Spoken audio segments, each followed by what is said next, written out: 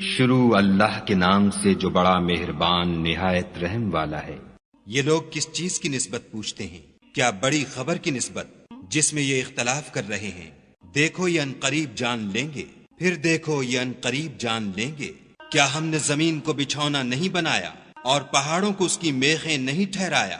بے شک بنایا اور تم کو جوڑا جوڑا بھی پیدا کیا، اور نیند کو تمہارے لیے موجب آرام بنایا، اور رات کو پردہ مقرر کیا، اور دن کو معاش کا وقت قرار دیا، اور تمہارے اوپر 7 مضبوط آسمان بنائے، اور آفتاب کا روشن چراغ بنایا، اور نچڑتے بادلوں سے موسلا دھار مہ برسایا، تاکہ اس سے اناج اور سبزہ پیدا کریں، اور گھنے گھنے باغ۔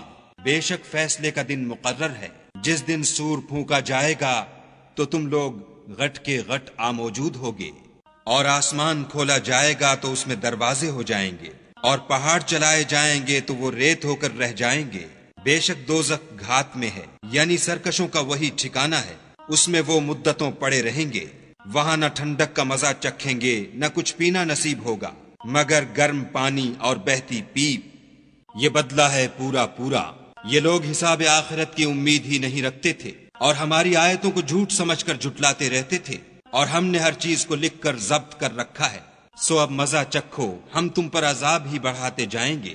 بے شک پرہیزگاروں کے لیے کامیابی ہے، یعنی باغ اور انگور، اور ہم عمر نوجوان عورتیں، اور شراب کے چھلکتے ہوئے گلاس۔ وہاں نہ بیہودہ بات سنیں گے، نہ جھوٹ خرافات۔ یہ تمہارے پروردگار کی طرف سے صلہ ہے، انعام متعین۔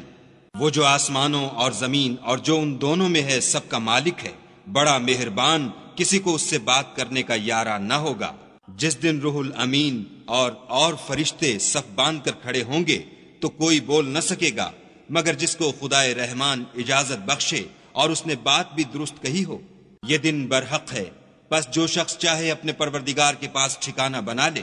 ہم نے تم کو عذاب سے جو ان قریب آنے والا ہے آگاہ کر دیا ہے، جس دن ہر شخص ان اعمال کو جو اس نے آگے بھیجے ہوں گے دیکھ لے گا، اور کافر کہے گا کہ اے کاش میں مٹی ہوتا۔